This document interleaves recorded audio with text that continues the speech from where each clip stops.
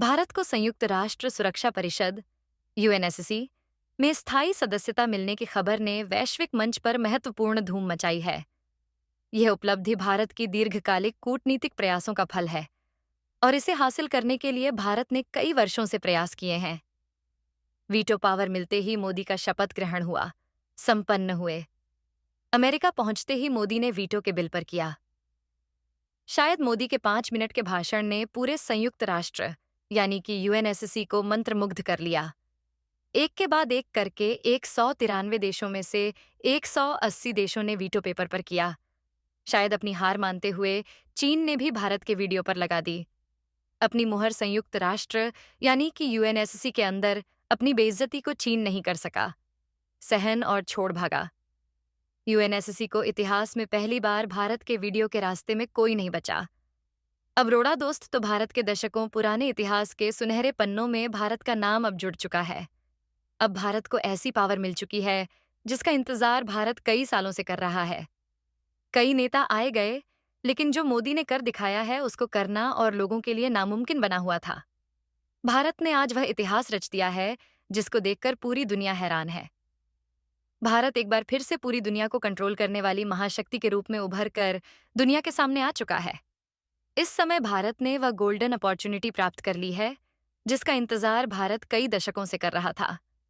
दोस्तों, अमेरिका की धरती पर पहुंचते ही भारत ने अपने विश्व गुरु की कुर्सी को दोबारा से ग्रहण कर ली है और इस अहम मौके पर भारत के पीएम नरेंद्र मोदी ने विश्व गुरु के तौर पर संयुक्त राष्ट्र सभा में अपनी दहाड़ लगाते हुए दुनिया के कई देशों को संबोधित किया, जिसके बाद पूरा संयुक्त राष्ट्र सभा मोदी के नारों से गूंज उठा और स्थायी सदस्यता मिलते ही भारत ने दुनिया के कई देशों को कुछ ही सेकंड के अंदर खड़ी चेतावनी दे डाली है, जिसमें कुल मिलाकर के 32 देश शामिल हैं जिन्हें भारत ने अपने रडार पर लिया है।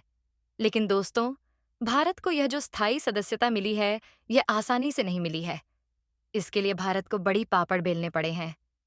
तब जाकर भारत के हाथ इतनी बड़ी कामयाबी लगी है। भारत को संयुक्त राष्ट्र सभा में स्थायी सदस्यता मिले, इसके लिए दो देशों ने पूरे यूनाइटेड नेशन से लड़ने को तैयार हो गए थे। और वह देश को ही नहीं, अमेरिका और भारत का सबसे करीबी मित्र रूस है। दोस्तों, सबसे हैरानी वाली बात तो यह है कि अमेरिका और रूस का भारत के प्रति इस तरह समर्थन करना चीन को हिलाकर रख दिया है। इस समय चीन को बड़ी मिर्ची लग चुकी है।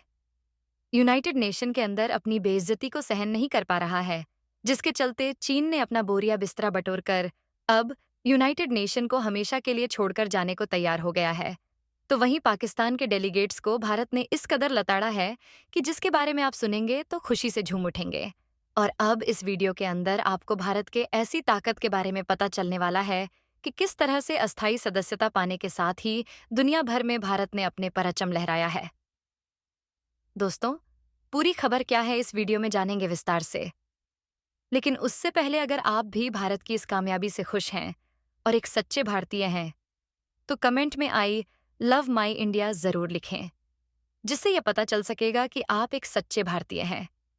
साथ ही इस वीडियो को लाइक करते हुए चैनल को भी जरूर सब्सक्राइब कर ले। दोस्तों, भारत अमेरिका की सरजमीन पर कदम रखने के साथ ही यूनाइटेड नेशन में जाने से पहले ही भारत ने अपने करीबी मित्र रूस से भी मुलाकात की है।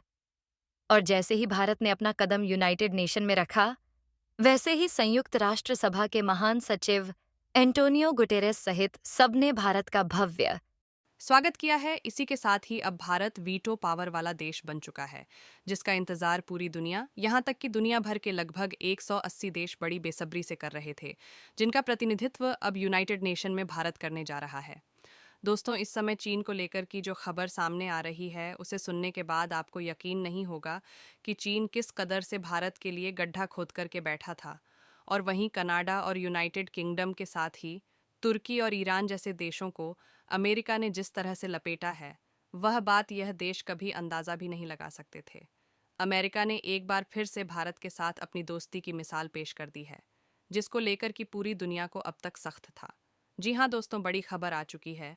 साथ ही साथ भारत को लेकर के जो सबसे अहम खबर सामने आई थी कि भारत के अजीत डोभाल को लेकर के संबंध अमेरिका ने जारी किया था, उसको लेकर भी अब अमेरिका के राष्ट्रपति जो बाइडन ने बहुत बड़ी बात कही है। क्या कहा है, भारत ने किस तरह से पूरी दुनिया में अपना परचम लहराया है, पूरी खबर क्या है, जानने के लिए वीडियो में अंत तक बने रहे दोस्तों। इस समय संयुक्त राष्ट्र सभा में पीएम मोदी की स्पीच सुनने के बाद पूरी दुनिया गदगद हो चुकी है तो वहीं दुनिया के कुछ देशों की हालत इस कदर बिगड़ चुकी है कि अब उन्हें लग रहा है कि वह न घर के हैं न घाट के। अब उन्हें लग रहा है कि यूनाइटेड नेशन में उनके लिए कुछ नहीं बचा है। अगर अपनी इज्जत को बचाना है तो इस यूनाइटेड नेशन से बिना कुछ बोले हुए चले जाना ही बहादुरी है दोस्तों। यह जानकर आपको बड़ी हैरानी होगी कि इनमें कई मुस्लिम देश भी शामिल हैं, और यह ऐसे वैसे मुस्लिम देश नहीं है, बल्कि इनमें से कई मुस्लिम देशों का भारत के साथ पहले संबंध बेहतर भी था।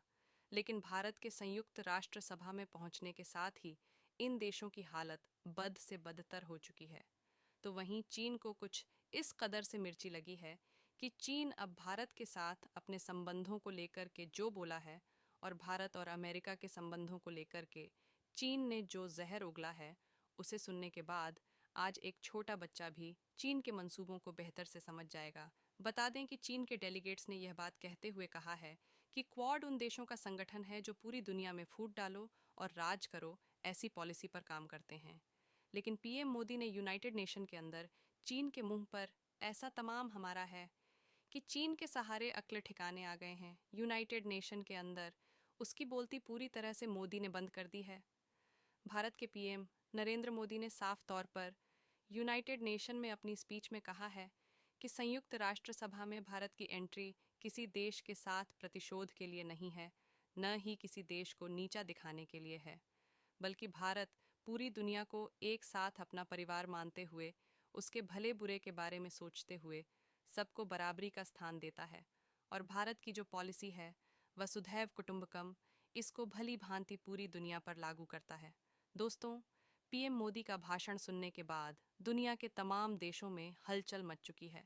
बता दें कि दुनिया के तमाम देशों में भारत ने उन मुस्लिम देशों को सीधा अपने रडार पर लिया है जो पीओके के मामले में पाकिस्तान को सपोर्ट करते हैं।